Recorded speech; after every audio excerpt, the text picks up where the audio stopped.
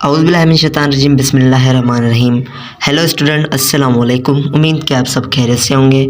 जैसे कि इससे पहले वाले लेक्चर में हमने पढ़ा था ब्रीथिंग का प्रोसेस, और आज के इस लेक्चर में हम पढ़ेंगे गैसेस एक्सचेंज इन एल्वेलाई, यानी कि एल्वेलाई में गैसेस की एक्सचेंज कैसे होती है। The gases exchange takes place at the level of alveoli, alveoli की लेवल में जाकर गैसेस की एक्सचेंज होती है। ये हमने पहले भी पढ़ा हुआ है।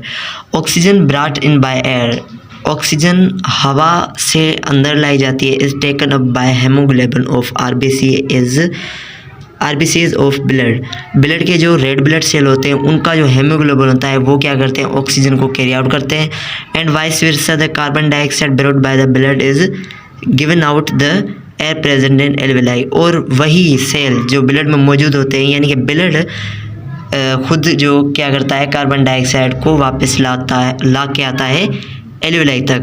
ठीक, ये कौन ऑक्सीजन को हमारे पार्ट्स, बॉडी पार्ट्स तक कौन ले जाता है, कार्बन डाइऑक्साइड को वापस कौन लेकर आता है, ये सारा ब्लड करता है। ब्लड में कौन करता है, ब्लड के आरबीसी जो सेल्स हैं उनका हेमोग्लोबिन करता है। ठीक, तो this gases exchange involve diffusion, ये गैसेज एक्सचेंज डिफ्यूजन की वजह से होती है, डिफ्यूजन से होती है। विच become possible at this level, जो इस लेवल में पॉसिबल होता है। किस वजह से, बात एल्वेलाइज, क्योंकि दोनों एल्वेलाइज एंड ब्लड कैपिलरीज, एल्वेलाइज और ब्लड कैपिलरीज जो हैं are only one cell layered in thickness, उनकी थिकनेस जो होती है वो बहुत कम होती है, वन सेल लेयर्ड होती है। इस वजह से क्या होता है, इस वजह से क्या होता है कि डिफ्यूजन वो वहाँ पर इजीली हो जाती है।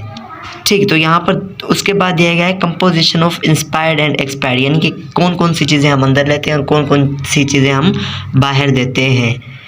तो कंपोनेंट्स कौन कौन से हैं, ऑक्सीजन 21% लेते हैं अंदर, 16% वापस देते हैं। कार्बन डाइऑक्साइड 0.03% लेते हैं, 4% वापस देते हैं। 4% वापस क्यों देते हैं, क्योंकि वहाँ पर जब ग्लूकोज टूट रहा होता है, ब्रेक डाउन हो रही होती है, तो वहाँ पर ये बन रही होती है कार्बन डाइऑक्साइड।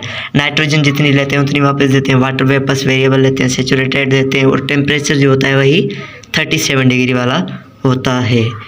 तो उसके बाद यहाँ पर एक बात कन्फर्म की गई है, एक बात यहाँ पर प्रूफ की गई है कि हम जब भी ना एक्सेल करते हैं, जब हम एयर को बाहर निकालते हैं, तो वहाँ उसमें कार्बन डाइऑक्साइड मौजूद होती है। किस तरह से यहाँ पर एक्सपेरिमेंट किया गया है, यहाँ पर एक एक्सपेरिमेंट किया गया है कि एक एपरेटस लिया गया है, उसमें लेम वाटर डाला गया है, और आपको पता है कि लेम वाटर को जब कार्बन डाइऑक्साइड डालेंगे तो वो मिल्की सा हो जाता है। ठीक, तो एक अपरेटस में क्या किया गया है, एक अपरेटस में हमने एक्सेल वाली एयर डाली है जो हम वापस निकाल रहे हैं, और दूसरे में हमने माहौल वाली, एटमॉस्फेयर वाली जो एयर है वो डाली है। तो जब हमने एक्सेल वाली एयर डाली उस लेम वाटर में, तो वो लेम वाटर मिल्की सा हो गया, लेकिन जब एटमॉस्फेयर वाली हमने एयर डाली तो कोई चेंज नहीं आया। तो इससे ये बात साबित होती है कि हम जब एक्सेल करते हैं, हवा बाहर निकालते हैं, तो उसमें कार्बन डाइऑक्साइड मौजूद होती है। तो वही बात यहाँ पर लिखी गई है कि carbon dioxide passed through lame water turns it milky, जब कार्बन डाइऑक्साइड को हम लेम वाटर से गुजारेंगे तो वो मिल्की सा हो जाएगा। दिस इज़ एविडेंट, ये सबूत है थ्रू एक्सपेरिमेंट ए से जो ऊपर किया गया था। When one exhale air through the lime water containing apparatus, जब एक्सपेरिमेंट जो किया गया था उसमें एक्सेल एयर डाली गई, ठीक, तो उस अपरेटस में जो लेम वाटर था वो मिल्की सा हो गया था।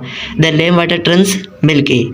इन बी में क्या किया हमने, if atmospheric air is passed through the lime water, उसी लेम वाटर में हमने एक और अपरेटस में एटमॉस्फेयर की, यानी कि माहौल वाली जो हवा डाली, तो द लेटर रिमेंस अनचेंज, तो कोई चेंज नहीं आई, वो अनचेंज रहा।